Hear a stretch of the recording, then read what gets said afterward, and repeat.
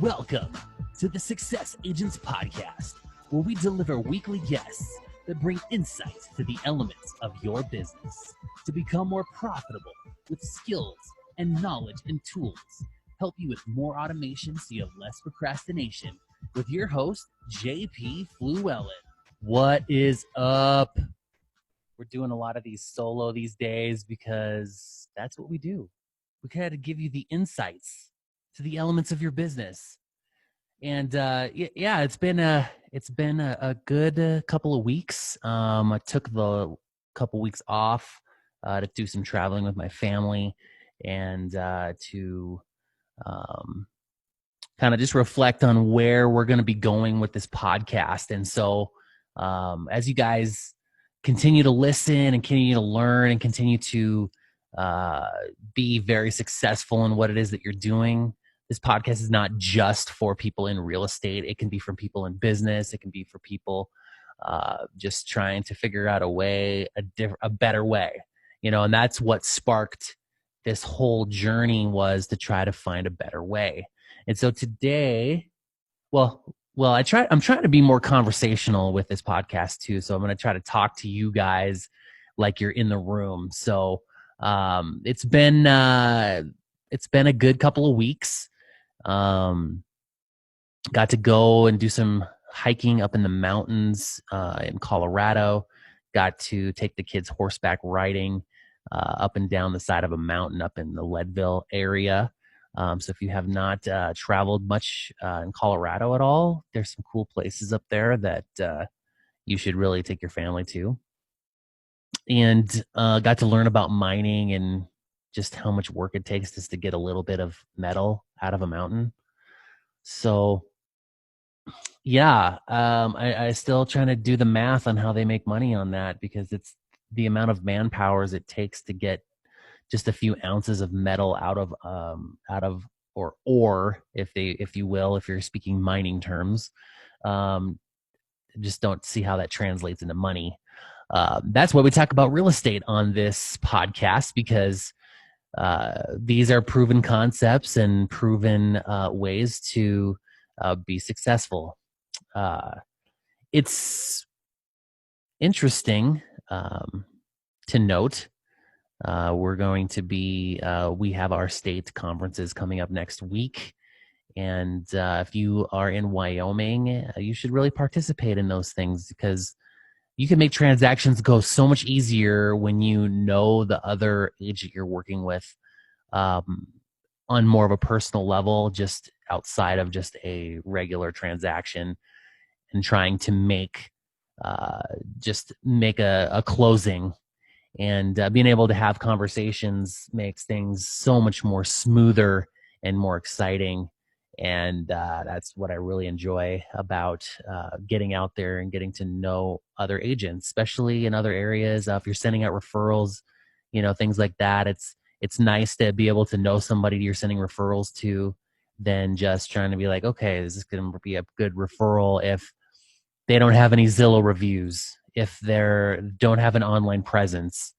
And if you are in real estate and you don't have a social presence, whether it's just having a profile on Zillow or Realtor or whatever it is, get your profile out there, because people need to know your internet persona. Because if they have to just guess or just hope or just wonder if their client's being taken care of, because a lot of times the referral is you've already taken care of one side of the transaction, and now you're handing off the other side of that transaction with the same client, just in a different state or a different area or whatever. And so you guys need to figure out how people can get to know you in 30 seconds with your online presence. So if you type in JP Fluellen, I know that you're going to see me out there. So you don't got to worry about that. So if you're listening and you need to send referrals up to Wyoming, guys, you just hit me up. All the links are in the description. There's no question that my stuff is not out there. So, and if you absolutely want to get to know my personality, you should be following this podcast anyways. So That with that being said, I mean, there's no excuses that you don't know somebody out there in the real estate universe that you can send referrals to. So bring them whenever you want. Text me, email, PM me, social media, whatever. Drinking a little wine tonight. I normally do my podcast in the morning, but it just seems that the timing was right. We're just winding down the end of the weekend, getting ready to go to conferences all week next week in Laramie, Wyoming, and learning about new techniques and how to be better at our jobs and getting to know other people around the state. So it's a good time. So I don't know what you guys are doing tonight, but you should be drinking some wine and listening to this podcast because that's fantastic things to do. So try to get this up on the internet before the week starts. I'm going to try to get it up tonight just because, it's good to have fresh content. I know like a lot of podcasters, they tee up their podcasts and try to make them all generic and stuff like that. But sometimes when you're online, you can make it sound like a time capsule and be like, oh yeah, I remember when I was listening to that podcast and that JP guy was talking about the conferences in Laramie in 2019. And so, you can kind of go back in time. It's a little nostalgic. I mean, when you were listening to War of the Worlds, and it sounded like the invasion of the universe was happening, and there's these discs coming down from the sky and evading the universe. Everybody, if you're listening to this, get down and get into your basements and hold out because the aliens are coming, and War of the Worlds or whatever. And so there's some nostalgia to dating yourself on a podcast. So I think that's good. So we're going to talk about year three in real estate. When I first got in, year three was kind of the year where it felt like the momentum was building, and started doubling down on the things that were working. And this was when online leads, Facebook leads were not really a thing then, or they were. And I just, my problem is that I'm just old enough to understand technology, but yet older enough to still know that I don't have the patience to learn new things. So I'm in this weird space where I always despised the person in the office when you're like, our MLS is going online. And then they're like, I just wish we had the MLS books again because it was just so much easier. I could just pick up the book and go show houses. And I think that I, sometimes think back and I'm like, dude, if without an MLS, dude, the books, that whole shtick. Yeah, different times. But you get to a point where you're like, I know enough that I can navigate, but I don't know enough to where I can sit there and absorb the information to teach someone else how to do it. And I say this all the time, and you Buffini folks, I'm going to say this and I'm going to keep saying it. You can pay for it with time, or you can pay for it with money. And and everybody is like, oh, I don't spend any money on leads. Yeah, you do. You do. You just pay for it with your time, running around, dropping off gifts and doing Popeyes and da. You can be Popeye, and you can give everybody a can of spinach and say, hey, I'm just going to Popeye. I just remember that me olive oil dropping off me gifts. And so you can do that all you want, and that's great. I, appreciate that. You continue to do that, and I will leverage with money so I can gain back my time and use the leverage of other people's time. So you can yeah. So then what I decided to do is I was going to double down. I was going to really be diligent about grabbing hold of my schedule and really saying, okay, I'm going to treat real estate like a job. I'm going to get there at 8 in the morning and I'm going to make calls and I'm going to call until I get an appointment. I've heard of stories of guys are like, I am going to go to work and I'm not going to leave till I get an appointment. And they even tell their wives, they're like, dude, honey, here's the thing. I know we got some things going right now. And I know that we got a date tonight. But here's the thing. Like, I cannot leave work today until I get an appointment. Whether it's me calling those people I called this morning or I call 100 people today, I can't come home until I get an appointment. It might take me till 8 o'clock tonight, honey, but I got this. If you want me to make this real estate gig work, we have to spend 80% of our time making phone calls and 20% of our time making appointments. And so I got to make this work. So if you guys need script training with that, if you're listening, you need script training on that, you guys can always sign up for a 30-minute coaching call. We have TitanEliteCoaching.com. We are running a special right now through our beta testing, $300 off. So if you need a coupon code for that, just PM me and we'll get you a coupon code for $300 off our regular prices right now. And so if you want, one-on-one goal setting, script training, anything you guys are thinking about out there that you're like, I don't know, they just gave me the keys and they gave me my office and they just said figure it out. And so that's what I'm going to do. It's like the guy from Caddyshack. So here's the problem is that we just don't really understand anything right now. It's got to get that floater out of the pool, okay, well, that's what you got to do. So, what else is going on? So yeah, with year 3, it was the year that I was like, I think I can make a real go at this deal. And I think I got a production trophy behind me somewhere. I can't remember exactly what I did in production my 3rd year, but I think it was 4 million in production.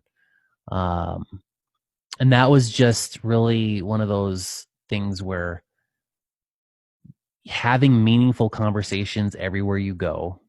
I got involved in one of the biggest churches in the area. I'd always just talk to people that I knew and always talk real estate. Just figured out a way to have a real estate conversation with every single person. And you guys have to do that too, because contrary to popular belief, this is sales. I keep hearing this all the time. I don't like sales. I think I'd be a good realtor. It does say sales associate on your license. At least in our state, it does. And if yours says broker on it, because I know like in Colorado, you guys have these confusing semantics on broker versus managing broker versus broker associate versus the broker or whatever it is. And so, in some states you're called brokers, but either way, broker is brokering the deal. So when you get someone coming on one side of the coin, you've got another person coming in on the other side, you are brokering on how to put that deal together because you are the middleman who is the broker person.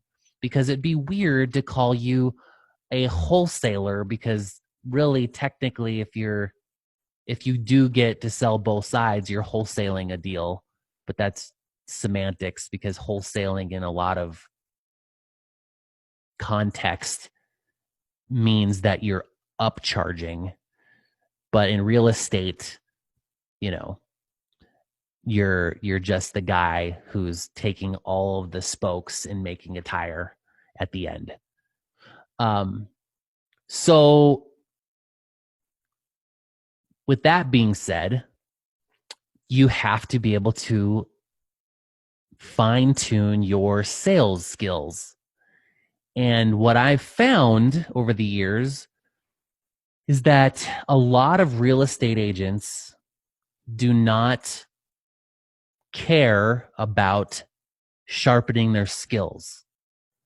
And so the 10% are the ones you see when you go out and doing conferences, and you're going out and you're going to um, workshops, and you're listening to podcasts, and you're trying to fine tune your skills, because the fundamental game of real estate has not changed.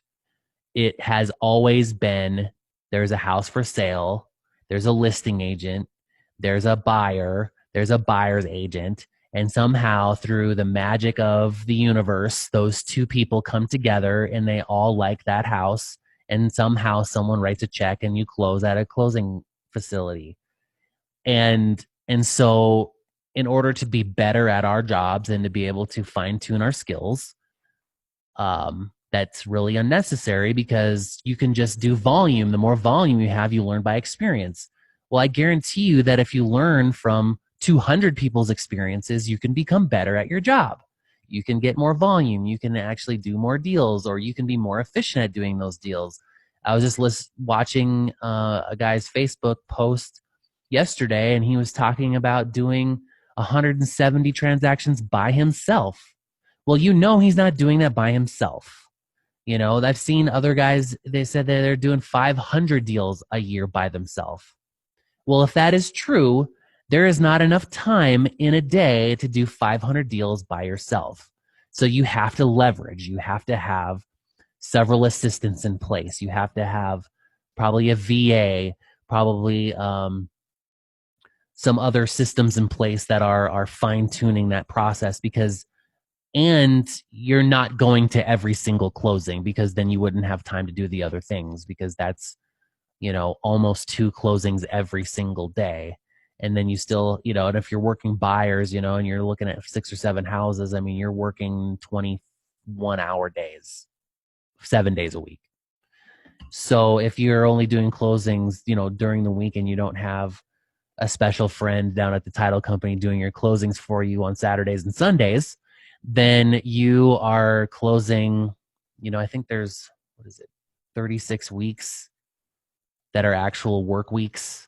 If you take out all the weekends and holidays, it eliminates a lot of days that you're actually available to actually work, to be at the closings if you're going to them. So that means that you are doing, that's over 10 closings a day on actual work days when the title company is actually open. So that means that there's no way you're doing all that yourself. Contrary to popular belief, it's just math. So, and the thing too is, like, it's when you get in this business, it is a race. It's not a marathon. That's one of the things that I had to learn, is that you just double down on the things that are working, and get rid of the things that aren't, and try to add something brand new. So that was something that I always did. There was tons of different things that I did. Different online lead gen systems that I added. And, here's the thing. One takeaway that you can get from this podcast is all of this stuff works if you work it well, and you have the population base. And one more caveat is that your information is public. So I think there's like 3 or 5 states that still don't have public record for sold data, for sales and housing. So like in the state of Wyoming, like businesses like RedX and things like that, where they're like an aggregator of sold data and expireds and FSBOs and stuff like that. We don't have such a thing in Wyoming. So you have to be creative and very you have to step up your game if you're going to do marketing like that in order to get that information. So that's very important to note when someone has a one size fits all type marketing. And not only that, but we're, you know, small town marketing as well.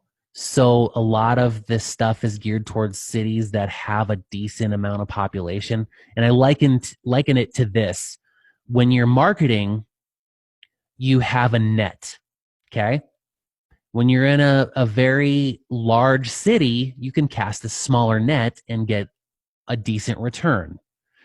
When you're in a small city, you have to cast a wider net, because in the wider the net, the more you can grab. So if you're, it's just math, you said if you draw a circle on a map and that's, this big in California on any spot, there's a lot more people than if you're drawing a circle in rural Wyoming on how many people are going to be in that circle. So your circle has to be this big in order to get good results.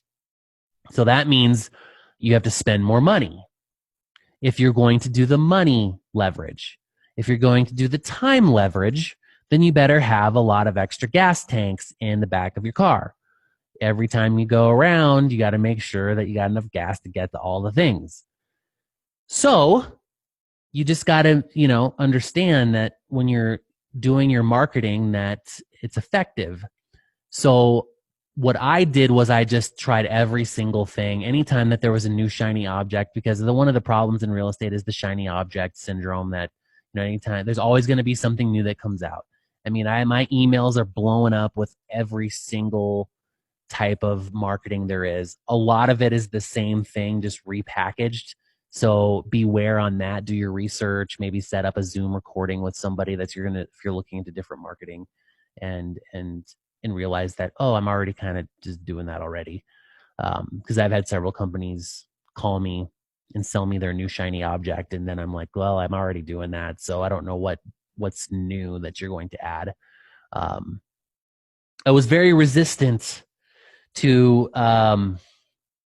a different kind of marketing where it's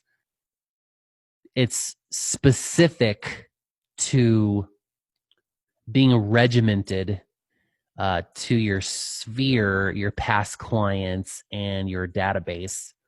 Because everybody wants to do their marketing for the next new marketing, but there's some gold out there in your past clients, referrals, and repeat business.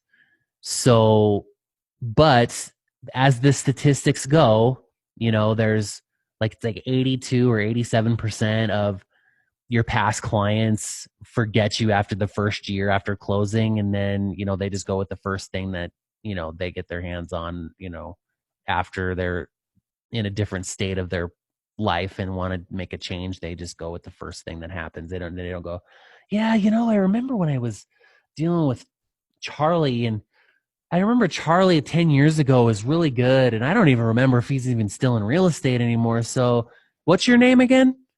Oh, I'm JP. Oh, JP. Hey, I think we'll just use you because you're in the room right now. So why don't you come over and give me a market analysis, and then let's get this thing rolling. Okay, sweet. And Charlie is, looking through MLS and was thinking, oh yeah, I remember when I was dealing with Mike and Susie on that house. And then you go in there and see, I wonder what they're doing. You go in there and you see that they sold their house 2 years ago to JP. And then you're going, dang it, just lost another one. And it's like, if you just mine your past clients, I mean, you don't have to work as hard to get new clients, because your past clients, if you're that awesome, they will refer you without even asking for referrals. So I encourage everybody that there's a lot of good podcasts out there that talk about a lot of this stuff out there. Mainly this one, but there are others. I won't name their names, but if you just go to the Success Agents podcast and sign up and subscribe, you can learn some of these cool techniques. And there are cool companies out there that do this, like viral marketing, that what I like is it's for people like me that need some accountability.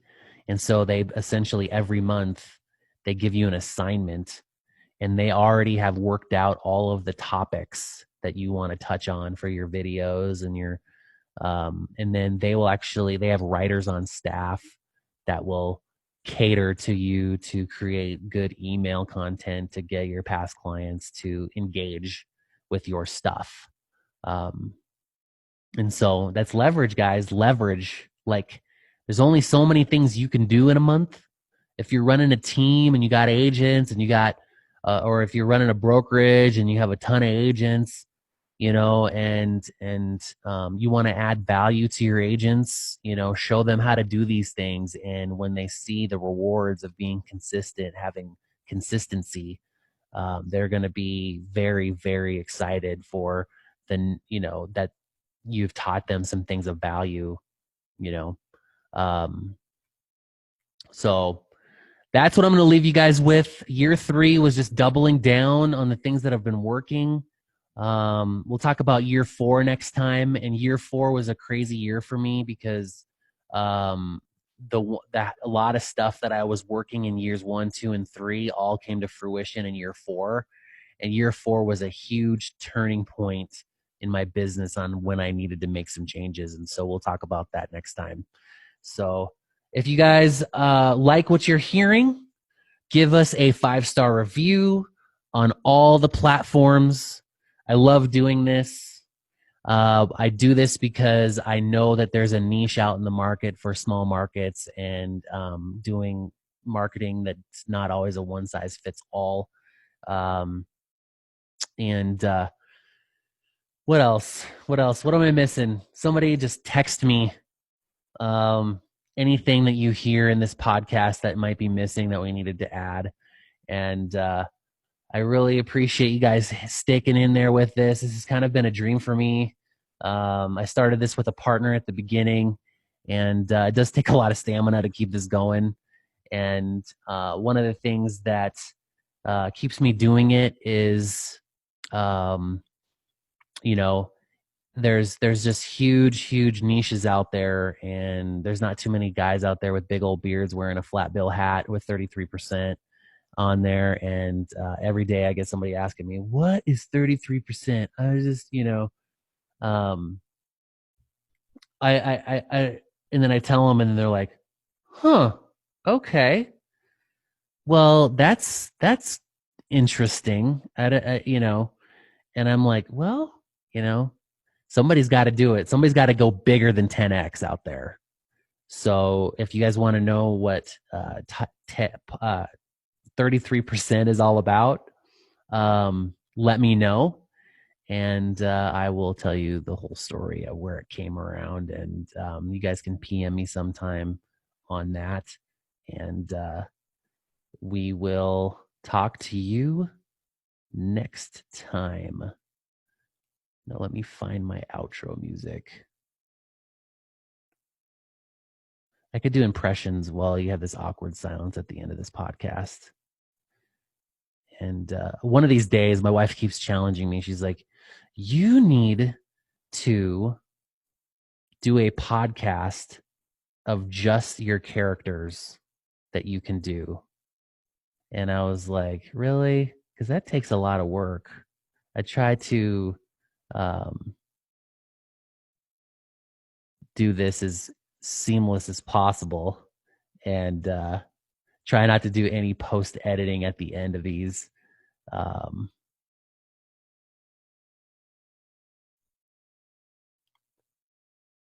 Can't seem to find it on here.